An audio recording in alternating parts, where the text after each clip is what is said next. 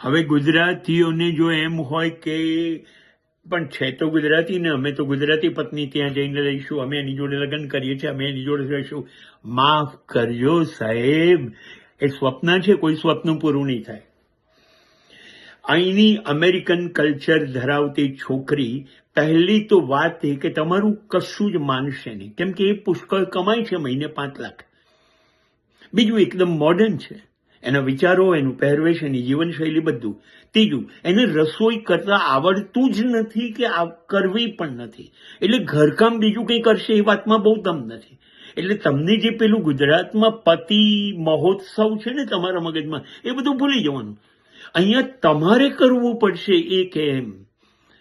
આ ખાસ યાદ રાખજો, અહીંની છોકરીઓ એટલી બધી એડવાન્સ છે કે એ અમેરિકાના પ્રેસિડેન્ટને પણ કહી દે કે એક્સક્યુઝ મી, મારા માટે પાણી લેતા આવજો ને.